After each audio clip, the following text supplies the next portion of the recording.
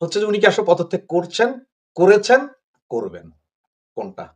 সেটাই হচ্ছে যে মূল কাহিনী। তো এখন আসছি আপনার সেনাপ্রধানের পদত্যাগ নিয়ে। বর্তমান যে পরিস্থিতি বা সিচুয়েশন আমরা দেখছি, তাতে মনে হচ্ছে যে সেনাপ্রধান পদত্যাগ করে সেফ এক্সিট নিয়ে নেওয়া ভালো, অথবা কি হবে তার সময় বলে দেবে।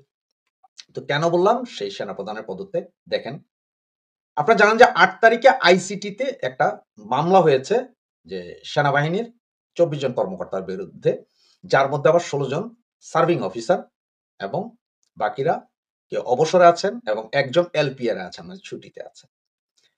তাহলে এই যে আইসিটিতে যে মামলাটা হলো, সেইটার এই মামলা যে হলো, সেটা কি সেনা গোয়েন্দা কর্মকর্তা যেমন ডিজিএফআই কি জানতো না? নাকি জেনেও চুপ ছিল? বা সেনাপ্রধান কি ঘুণাক্ষরও টের পায়নি? নাকি উনিও চুপ ছিল? এটা হচ্ছে যে এখন মিলিয়ন ডলারের কোয়েশ্চেন। সেনাবাহিনীর ভেতরে অলরেডি ২-৩ গ্রুপ হয়ে গেছে। একটা গ্রুপ বলছে যে সেনাপ্রধান ইন্ডিয়ার এর এজেন্ট, সুতরাং তার পদত্যাগ করা উচিত। আরেক গ্রুপ বলছে যে, না উনি আমাদেরকে তো আমরা তো সেনাপ্রধানের পক্ষেই ছিলাম কিন্তু উনি আমাদেরকে সেভ করতে পারেননি, এই না সেই না। এগুলা নিয়ে বিশাল একটা গন্ডগোল।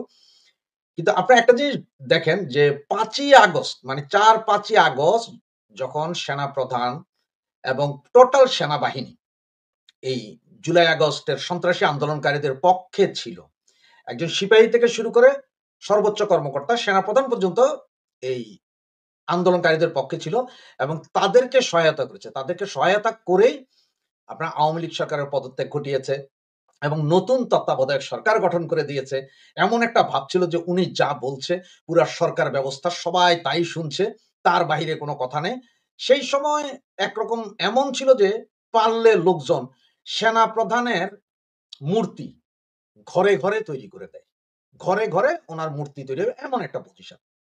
এটার ঠিক ১৫ দিন পর থেকে আস্তে বিরোধ শুরু হয়। সেনাপ্রধানের কথাকে এরা পছন্দ করে না, ওদের কথাকে এরা পছন্দ করে না। এই অবস্থা চলতে থাকে। তো এই অবস্থা যখন চলছিল, তখন কিন্তু সারা দেশের মধ্যে একটা অরাজক পরিস্থিতি আছে। এদিকে আপনারা আরেকটা জিনিস দেখবেন যে সেনাপ্রধান যিনি আছেন, তার জাস্ট নিচের যে পদ সিজিএস মানে চিফ অফ জেনারেল স্টাফ যিনি ছিলেন, উনাকে একসময় এই সেনাপ্রধানকে সরিয়ে chief of general staff Mizanur শামীমকে সেনাপ্রধান করার একটা কথা চলছিল। যেটা ৫ই আগস্টের আগে মানে সপ্তাহ ১০ দিন আগে। এরকম একটা কথা চলছিল যে শেখ হাসিনাও রাজি হয়েছে। সেনাবাহিনীর ভেতরেও উনার একটা প্রভাব প্রতিপত্তি আছে। এরকম একটা কথা চলছিল কিন্তু ওইটা সম্ভবত লাস্ট পর্যন্ত আর হয়নি। যার কারণে অবস্থানটা উনিই ছিলেন এবং উনি এই আন্দোলন সংগ্রাম ২০২৪ সালে কি করেছেন সেটা আপনাদের সকলের কাছে পরিষ্কার। আমি এটা নিয়ে আবার কথা বলে কোন লাভ নেই। তো ওই সময় এই জুলাই আগস্টের এই সন্ত্রাসী আন্দোলনের সময় আপনার কর্নেল মুস্তাফিজ, হামিদুল হক, ডিজিএফ এর চিফ উনারা সবাই সেনাপ্রধান সহ এক হয়ে এই আন্দোলন ওদের এই সন্ত্রাসী আন্দোলনকে সফল করার পেছনে 100% আপনার কার্যক্রম করেছে। এখন উনাদের বিচার কি সেনা বাহিনীর যেই কোড অফ কন্ডাক্ট আছে বা যে কোড আছে বা যে আইনে হয় সে আইনে হবে নাকি আপনার আইসিটি তে হবে? এইটা নিয়ে এখন চলছে ব্যাপক গুঞ্জন। তো এই গুঞ্জনের মধ্যে কাহিনীটা যেটা হচ্ছে, সেটা হচ্ছে যে ওই যে বললাম আপনাকে এক পক্ষ চাচ্ছে সেনাপ্রধান এই মুহূর্তে পদত্যাগ করতে হবে। কারণ উনি ইন্ডিয়ার এর দালাল। আরেক পক্ষ বলছে যে আমরা তো স্যার আপনার কথায় এই ৩, ৪, ৫ তারিখে আমরা সবকিছু করেছি। এই বিভিন্ন জায়গা থেকে লোকজন এনে ঢাকার রাজপথ ঘেরাও করায় দেওয়া, বঙ্গভবন হামলা করা, তারপরে সংসদ ভবন হামলা করা এগুলো সব তো স্যার আপনার অধীনেই করেছি। এই যে স্যার ৩২ নাম্বার যেদিন ভাঙলো, সেদিনও আমরা নিশ্চুপ ছিলাম। কেউ কোনো কথা বলিনি। সেনা ক্যাম্পের ভিতরে বঙ্গবন্ধুর সেই বিশাল মূর্তি ভেঙে আমরা লুঙ্গি ড্যান্স দিয়েছি। সেই দিনে তো স্যার কোনো প্রবলেম হয়নি। আমরা তো আপনার পক্ষে ছিলাম। তাহলে আজকে কেন আমরা এইসব বিচারের মুখোমুখি হতে হয়? তবে এটা যে উপরওয়ালা সবকিছু জাজমেন্ট করে রাখেন। তিনি যেমন আমাদের বঙ্গনেত্রী, জননেত্রী শেখ হাসিনাকে বাঁচিয়ে রেখেছেন, ঠিক তেমনি আজকে দেখেন যেই সেনাবাহিনী এই সন্ত্রাসী আন্দোলনের সাথে যুক্ত হয়ে দেশকে একটা অস্থিতিশীল পরিস্থিতি তৈরি করেছিল, আজকে তাদেরই বিপদ হয়ে গেছে। তারাই এখন চরম অনিশ্চয়তার মুখে যে কি হবে। এদিকে গতকাল তাজুল ইসলামের কথাই শুনলেন। যে কাউকে গ্রেপ্তার করলে পুলিশ গ্রেপ্তার করবে, তাদেরকে আদালতের সামনে হাজির করে এরপরে জেলে নেওয়া হবে। তো জেলে এখন সরকার সেটা সংসদ ভবনকে জেল ঘোষণা করুক, তাই আপনার ইয়েতে জেল ঘোষণা, আর্মি ক্যাম্পের ভেতরে কোনো একটা ভবনকে জেল ঘোষণা করুক, সেটা হচ্ছে সরকারের এখতিয়ার। কিন্তু ম্যাজিস্ট্রেটের সামনে উঠাইতে হবে এবং ম্যাজিস্ট্রেটই বলবে যে ওদেরকে কি আপনার কাস্টডিতে আরো 2 দিন রাখবেন রিমান্ডে নাকি সরাসরি জেলে পাঠাবেন। সেটা তো হয় নাই। এখন 8 তারিখে নাকি যখন এই আইনটা পাস হলো, এরপর আপনারা জানেন যে সম্ভবত গত পরশুদিন আইএসপিআর একটা সংবাদ সম্মেলন করে বলেছেন যে আমরা আপনার গ্রেপ্তারি পরোয়ানা পাই নাই। এরপরও আমরা এই অফিসারদেরকে আমরা গ্রেফতার করেছি। তারা আমাদের কাস্টডিতে আছে। সুতরাং বাকিটা এখন সামনের দিকে বলা যাবে। সেনা আইন এবং আমাদের সিভিল আইন ২ জায়গায় একটা জিনিস আছে যে কোনো আসামিকে বা কাউকে ধরার পরে ২৪ ঘন্টার ভেতরে আপনাকে আদালতে হাজির করতে হবে এবং আদালত সিদ্ধান্ত নিবে যে আপনি ওনাকে কি কাস্টডিতে রাখবেন, ঘরে রাখবেন নাকি ইয়েতে পাঠাবেন, জেলে পাঠাবেন। সেই কাজটা কিন্তু আজকে ৪ দিনেও হয়নি। ৪ দিন ৫ দিনেও হয়নি এখনো। তার মানে কি? তাহলে কি আসলে কি তারা গ্রেফতার হয়েছেন? নাকি তারা এখনো ঘুরাফেরা করছেন, বিভিন্ন রাস্তাঘাটে দেখছেন সবাইকে কে কি করছে? কোনটাই জানি না। এটা হচ্ছে মূল। আর দ্বিতীয় কাহিনীটা হচ্ছে দেখেন, ডিজিএফআই যদি না জানে যে একটা মামলা হচ্ছে এবং সেনাপ্রধানও জানে না। কিন্তু যেই দিনই আপনার এই মামলাটা হয়ে যখন ফেসবুকে হৈ হৈ রই রই পড়ে গেছে, তখনই রাতারাতি কিন্তু যাদের বিরুদ্ধে মামলা হয়েছে তাদের সকলের বিশাল, বিশাল ফটো কার্ড আপনার ঢাকা ইউনিভার্সিটির রাজু ভাস্কর্যের সামনে। এটাও তো একদিনে হয়নি। একদিনে কি এত বড়, বড় কার্ড করা যায়? ১০-১৫ জন কর্মকর্তার না। এটা করতে ১ সপ্তাহ সময় লেগেছে। এবং এটাও হয়েছে সংগোপনে। তাহলে ডিজিএফআই করেছে কি? বা আমাদের সেনা গোয়েন্দারা করেছে কি? বা আমাদের অন্য গোয়েন্দা সংস্থা করেছে কি? একটা জিনিস দেখেন, ইরাকে যখন আপনার আমেরিকান সেনাবাহিনী যখন ইরাক দখল করে, তখন ইরাকের টোটাল আর্মি তারপর আপনার যা আছে গোয়েন্দা সংস্থা সব ধ্বংস করে দেয়। করে দিয়ে ওরা নতুন করে রিবিল্ড করতে, করতে ততদিনে ইরাকের চতুর্দিকে একদিকে ইরানের সশস্ত্র গোষ্ঠী, একদিকে সিরিয়ান সশস্ত্র গোষ্ঠী, একদিকে আইএস, একদিকে অমুক সব ২ টা পুরা দেশ ধ্বংস। তো সেইম ঘটনাও কি আবার বাংলাদেশে চলছে? যে ১ম এ পুলিশ ধ্বংস করা হলো, এরপরে ডিজিএফআই কে ধ্বংস করা হচ্ছে, এখন আবার সেনাবাহিনীকেও ধ্বংস করে দেওয়া হচ্ছে, অলরেডি ধ্বংসই। তো এই ধ্বংসাজ্ঞে লাভ হবে কার? একটু পেছনে ফিরে তাকাই। হয়তো করিডোর, অস্ত্র সরবরাহ এগুলোর জন্য কি আমাদের ডিজিএফআই, সেনাবাহিনী, পুলিশ সবগুলোকে ধ্বংস করে দেওয়া হচ্ছে? এটা কিন্তু আপনার একটু চিন্তা করে দেখতে হবে যে আসলে কারা কি করছে। এইটা যদি দেখা যায় তাহলে তো অনেক কিছুই ক্লিয়ার হয়ে যাবে আসলে এই দেশটাতে চলছে কি। আর সে কারণেই আমি বলেছি যে সেনাপ্রধান কি পদত্যাগ করবেন? আর আমার যে অ্যাসেসমেন্ট তাতে সেনাপ্রধান যদি পদত্যাগ না করে তাহলে হয়তো মিডল একটা কু হয়ে সেনাপ্রধান জীবন হারাতে পারেন। হয়তো উনি মৃত্যুও হতে পারে। উনাকে হত্যাও করা হতে পারে। তবে সময় বলে দেবে আসলে কি হচ্ছে বা কি দেখা যাচ্ছে। সুতরাং আমরা সেদিকে একটু নজর রাখি সবাই। যা হবে এই সপ্তাহের ভেতরেই হওয়ার সম্ভাবনা সবচেয়ে বেশি। ডক্টর ইউনূসের ১৫ মাসে ১৪ নম্বর রোম সফর আরো বিতর্কিত কেন? আপনারা ইতিমধ্যেই জানেন, আপনাদের বাংলাদেশের উপরে জগদ্দল পাথরের মতো চেপে বসা অন্তর্বর্তীকালীন সরকার, সেই সরকারের প্রধান উপদেষ্টা ডক্টর মোহাম্মদ ইউনূস গত ১২ অক্টোবর ইতালির রোম শহরে সফরে গেছেন। এর উদ্দেশ্য হচ্ছে ওয়ার্ল্ড ফুড ফোরামের একটি সম্মেলনে অংশগ্রহণ।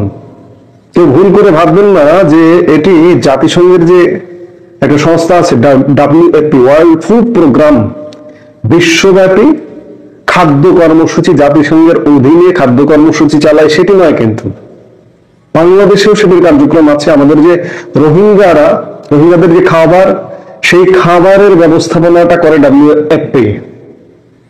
সেটির সফরে কিন্তু যাননি ডক্টর ইউনূস। অনেকে হয়তো ভুল করে ভাবতে পারেন যে WFPর প্রোগ্রামে ডক্টর মোহাম্মদ ইউনূস গেছেন। আমিও প্রথম যখন শুনি তখন ভেবেছিলাম যে মনে হয় WFPর প্রোগ্রামে ডক্টর মোহাম্মদ ইউনূস গেছেন, কারণ WFPর সদর দপ্তরও রোমে। কিন্তু নয়, একটি ডায়লগ টাইপের সংগঠনের অনুষ্ঠানে ডক্টর মোহাম্মদ ইউনূস গেছেন। এটি কি WFF বা ওয়ার্ল্ড ফুড ফোরামটা কি ২০২১ সালে সদ্য এই কয়েক বছর আগে চালু হয়েছে। ওয়ার্ল্ড ফুড ফোরাম হলো জাতিসংঘের খাদ্য ও কৃষি সংস্থা দ্বারা পরিচালিত একটি স্বাধীন যুব নেতৃত্বাধীন বিশ্বব্যাপী অংশীদারদের একটা নেটওয়ার্ক। এর লক্ষ্য হলো একটি বিশ্বব্যাপী আন্দোলনের সূচনা করা, যা সর্বত্র তরুণদেরকে টেকসই উন্নয়ন লক্ষ্যমাত্রা এবং সকলের জন্য উন্নত খাদ্য ভবিষ্যৎ অর্জনে সহায়তা করার জন্য কৃষি খাদ্য ব্যবস্থা সক্রিয়ভাবে গঠনের ক্ষমতায়ন করে। এরা বিভিন্ন ডায়ালগের আয়োজন করে। সেই রকম একটি ডায়ালগে ডক্টর মোহাম্মদ ইউনূস বাংলাদেশের কষ্টার্জিত অর্থ খরচ করে একজন সরকার প্রধান, দেশে এত এত দায়িত্ব থাকা সত্ত্বেও রোম সফরে গেছেন। আগামীকাল তিনি দেশে ফিরবেন। ডক্টর ইউনূসের এই ইতালির রোম সফর নিয়ে সামাজিক যোগাযোগ মাধ্যমে বেশ কয়েকদিন ধরে আলোচনা চলছে। আলোচনা চলাটা খুব স্বাভাবিক। বিবিসি একটি এ ব্যাপারে প্রতিবেদন করেছে। সেই প্রতিবেদনটির আলোকে আমি কথা বলতে এলাম। মূলত বিবিসির প্রতিবেদনের শিরোনাম, প্রধান উপদেষ্টার রোম সফর নিয়ে প্রশ্ন উঠছে কেন? কেন উঠবে না? বাংলাদেশের অন্তর্বর্তীকালীন সরকার প্রধান পূর্ণ মাসে 14 নম্বর সফরে গেছেন। এক একটি বিতর্কিত সফর, যে সফরগুলোতে বাংলাদেশের কোনো কিছু যায় আসে না, কোনো লাভ হয় না, শুধুমাত্র বাংলাদেশের ক্ষতি হয়, বাংলাদেশের অর্থ খরচ হয়। প্রধান উপদেষ্টার প্রেস উইং জানিয়েছে, উদ্বোধনী এই অনুষ্ঠানে মূল বক্তব্য দিয়েছেন প্রধান উপদেষ্টা। ওই যে ফুড ফোরামের যে অনুষ্ঠান, সেই অনুষ্ঠানে মূল বক্তব্য দিয়েছেন প্রধান উপদেষ্টা ডক্টর মোহাম্মদ ইউনূস। এবারের অনুষ্ঠানটি 10 থেকে 17 অক্টোবর পর্যন্ত ইতালির রোমে জাতিসংঘের খাদ্য ও কৃষি সংস্থার সদর দপ্তরে অনুষ্ঠিত হচ্ছে। যেহেতু খাদ্য ও কৃষি সংস্থায় এই ডায়ালগের আয়োজন সেখানে অনুষ্ঠিত হচ্ছে, গত সেপ্টেম্বরে জাতিসংঘ অধিবেশনে যোগ দিয়ে দেশে ফিরেছেন প্রধান উপদেষ্টা। আবার অক্টোবর মাসে রোম সফরে গিয়েছেন। মাত্র 14 মাসে কমপক্ষে 14 বার, আমি বলছি 15 মাস কারণ আমরা ইতিমধ্যে 15 মাস পড়ে গেছি, 14 বার প্রধান উপদেষ্টার সদল বলে বিদেশ সফর নিয়ে জনমনে প্রশ্ন উঠছে। কূটনৈতিক বিশ্লেষকরা বলছেন, ইতালি ও বাংলাদেশ দুই দেশের দ্বিপাক্ষিক কোনো সফর নয় এটি। ইতালি সরকার প্রধান বা রাষ্ট্রপ্রধানের সাথেও বাংলাদেশ সরকার প্রধানের কোনো বৈঠকের তথ্য নেই। এবং সফরের শুরুটা যদি আপনি খেয়াল করেন, ডক্টর মোহাম্মদ ইউনূস বাংলাদেশের একটি সরকার প্রধান একজন, তিনি কিভাবে ইতালির রোমে প্রবেশ করলেন? যে ফোরামের অনুষ্ঠানে তিনি গেছেন, সেই ফোরামের কেউ তাকে রিসিভ করেননি। আর যেহেতু ইতালির সাথে এটি রাষ্ট্রীয় সফর নয়, সেহেতু ইতালি সরকারের কেউ তাকে রিসিভ করবার প্রশ্নই আসে না। কতটা গুরুত্বহীন সফরে তিনি গেছেন আপনার পয়সা খরচ করে একবার চিন্তা করুন। কতটা ইরেসপন্সিবল, কতটা দায়িত্বহীন হলে এমনটা করতে পারেন। তবে সরকারি অর্থ ব্যয় করে ধরনের একটি অনুষ্ঠানে বাংলাদেশের সরকার প্রধানের যোগ দেওয়া নিয়ে নানা প্রশ্ন তুলেছেন সামাজিক মাধ্যম ব্যবহারকারীরা। ওয়ার্ল্ড ফুড ফোরামের ওয়েবসাইট ঘেটে দেখা যায়, আমি শুরুতেই এর একটু পরিচয় আপনাদের দিয়েছি, যুবশক্তি, বিজ্ঞান ও উদ্ভাবন এবং বিনিয়োগের মাধ্যমে কৃষি খাদ্য ব্যবস্থাকে রূপান্তরিত করার জন্য পদক্ষেপ গ্রহণ করে এই ওয়ার্ল্ড ফুড ফোরাম। 2021 সালে এই ফোরামের আনুষ্ঠানিক যাত্রা শুরু হয়। এর আগে 4টি অনুষ্ঠানের তথ্যে দেখা যায়, ইভেন্টের বিভিন্ন সেশনে কয়েকটি দেশের কৃষিমন্ত্রী এবং কৃষি সংক্রান্ত দপ্তরের কর্মকর্তারা যোগ দিয়েছেন। এই ফোরামের 2024 সালের অনুষ্ঠানে শুধুমাত্র একটি দেশের সর্বোচ্চ নেতা অংশ নিয়েছিলেন, সেটি আফ্রিকার লাইবেরিয়ার প্রেসিডেন্ট এই অনুষ্ঠানে সরাসরি উপস্থিত থেকে বক্তব্য দিয়েছেন। এছাড়া ডোমিনিকান রিপাবলিকের প্রেসিডেন্ট, পেরুর প্রেসিডেন্ট এবং কিউবার প্রেসিডেন্ট ভিডিও বার্তা দেন। এবছরের অনুষ্ঠানে কোন দেশের রাষ্ট্রপ্রধান অংশ নিচ্ছেন? আগামী 15 অক্টোবর এই ফোরাম আয়োজিত ইভেন্টের একটি সেশনে মিনিস্টারিয়াল সেগমেন্টে বাংলাদেশের স্বরাষ্ট্র ও কৃষি উপদেষ্টা লেফটেন্যান্ট জেনারেল অবসরপ্রাপ্ত জাহাঙ্গীর আলম অংশ নেবেন। বাংলাদেশ ছাড়াও এই সেগমেন্টে আলবেনিয়া, আলজেরিয়া এবং মেক্সিকোর কৃষি মন্ত্রীরা উপস্থিত থাকবেন বলে এই অনুষ্ঠান সূচিতে দেখা গেছে। বাংলাদেশের অন্তর্বর্তীকালীন সরকারের প্রধান উপদেষ্টাও এবছর এতে অংশ নিচ্ছেন। অনুষ্ঠানে মূল বক্তব্য দেওয়ার পর তার গ্লোবাল অ্যালায়েন্সের কার্যালয় পরিদর্শনের কথাও রয়েছে। এছাড়াও ব্রাজিলের প্রেসিডেন্ট লুইজ ইনাসিও লুলা দা সিলভাও এই বৈঠকে অংশ নিয়েছেন। বাংলাদেশের প্রধান উপদেষ্টার প্রেস উইং জানিয়েছে, প্রধান উপদেষ্টা অধ্যাপক মোহাম্মদ ইউনূস ওই ফোরামের উদ্বোধনী অনুষ্ঠানে যোগ দেওয়া ছাড়াও ব্রাজিলের প্রেসিডেন্ট, জিবুতির প্রধানমন্ত্রী এবং রোমের মেয়রের সাথে সাক্ষাৎ করার কথা রয়েছে। অর্থাৎ সাক্ষাৎ করার কথা রয়েছে, বিবিসি গতকাল রাতে লেখেছে। ইতিমধ্যে সাক্ষাৎ হয়েছে, আমরা সেটাও জানতে পেরেছি। এছাড়া আন্তর্জাতিক কৃষি উন্নয়ন তহবিলের প্রেসিডেন্ট আলভারো লারিও প্রধান উপদেষ্টার সঙ্গে সৌজন্য সাক্ষাৎ করেছেন বলে প্রধান উপদেষ্টার প্রেস উইং এর বরাত দিয়ে সংবাদ প্রকাশ করেছে বাংলাদেশ সংবাদ সংস্থা। প্রশ্ন হচ্ছে যে রোম সফর নিয়ে এত বিতর্ক কেন?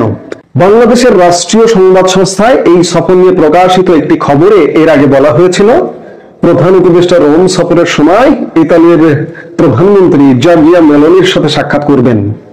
তবে এই সংবাদ পুরোপুরি ঠিক নয় জানিয়ে প্রধান উপদেষ্টার প্রেস সচিব শফিকুল আলম ফেসবুকে একটি স্ট্যাটাস দেন। তিনি লিখেছেন, রাষ্ট্রীয় সংবাদ সংস্থা বার্সাস বা কোনো সংবাদপত্র এই সফর সম্পর্কে আমার সাথে কথা বলেনি। বুধবার আমি একটি প্রেস ব্রিফিং এ এবং পরে দুটি টিভি স্টেশনকে বলেছিলাম যে প্রধান উপদেষ্টা বিশ্ব খাদ্য ফোরামের সভায় যোগদানের জন্য রোম সফর করছেন। আমি বলেছিলাম যে সফরের সময় তিনি বেশ কয়েকটি হাই প্রোফাইল সভাও করবেন, লিখেছেন মিস্টার আলম।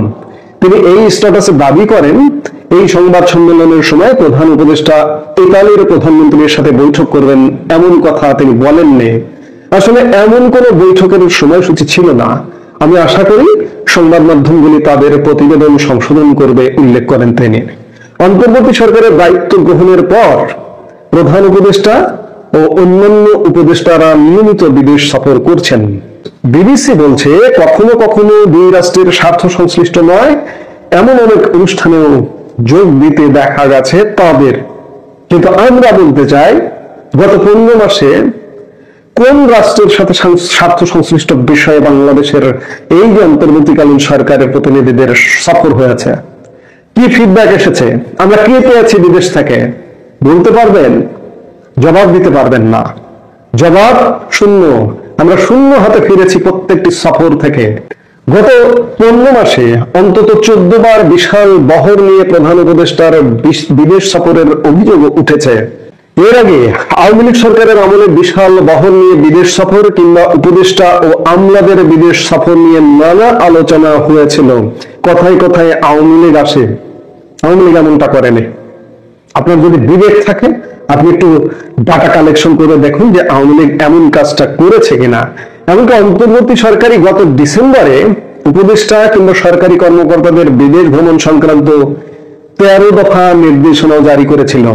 ওই নির্দেশনায় বিদেশ সফরে নিরুৎসাহিত করা সহ একই অনুষ্ঠানে উপদেষ্টা ও সচিবের বিদেশ ভ্রমণ পরিহার করতেও বলা হয়েছিল। কিন্তু এসব সফরের ক্ষেত্রে সেগুলো কিছুই মানা হচ্ছে না বলে দাবি করছেন বিশ্লেষকরা। নির্দেশ জারি করেছেন যে উপদেষ্টারা ঘন ঘন বিদেশ সফর করতে পারবে না, সচিব উপদেষ্টা একসাথে বিদেশ সফর করতে পারবে না। অথচ উপদেষ্টাদের উপদেষ্টা প্রধান উপদেষ্টা কন্টিনিউ বিশাল বহন নিয়ে রাষ্ট্রের পয়সা খরচ করে বিদেশ সফর করছেন। নিষ্ফল বিদেশ সফর এক একটি। ভাবা যায় কার হাতে দেশের দায়িত্ব দিয়েছেন বাঙালি? বুঝুন আপনারা। প্রধান উপদেষ্টা ডক্টর মোহাম্মদ ইউনূসের এই রোম সফরটাও যদি দেখেন, এটি একটি অন্তঃসার শূন্য সফর। বাংলাদেশের সরকার প্রধান যেন তেন একটা অনুষ্ঠানে চলে যাচ্ছেন রাষ্ট্রীয় কোষাগারের পয়সা খরচ করে। এবং খুব লক্ষণীয় বিষয় যে বাংলাদেশের সরকার প্রধান যাচ্ছেন একটি দেশে, সে দেশের সরকার প্রধানের সাথে কোনো যোগাযোগই নেই। সে দেশের সরকার প্রধান বা সরকারের পক্ষে কোনো দ্বিপাক্ষিক বৈঠক নেই, আলাপ আলোচনা নেই। কার সাথে বৈঠক করছেন? রোমের মেয়রের সঙ্গে। এ যেন নেপালের অন্তর্বর্তীকালীন সরকারের প্রধান সুশীলা কার্কি এসে ঢাকা সাউথ সিটি কর্পোরেশনের মেয়রের সাথে বৈঠক করছেন। অবস্থা দেখেছেন আপনার সরকার প্রধানের? ভাই, আপনারা অনেকে মনে করতে পারেন যে এত নেগেটিভ কথা বলি কেন। আজকে বাংলাদেশটি তো নেগেটিভ হয়ে গেছে, নেতিবাচক বাংলাদেশ হয়ে গেছে। আমাদেরকে উল্টো পথে নিয়ে যাবার সব বন্দোবস্ত রেডি করে ফেলানো হয়েছে। আজকে কথায় কথায় আসে আগেই ভালো ছিলাম। আগে যেটি ছিল এখন সেটি হচ্ছে না। আগে অনেক ভালো ছিল। আগে প্রধানমন্ত্রী শেখ হাসিনা 15 মাসে 14 বিদেশ সফর করেননি। আজকে বলবেন যে আমি শেখ হাসিনার প্রশংসা করছি, আপনার জন্য ভালো কে?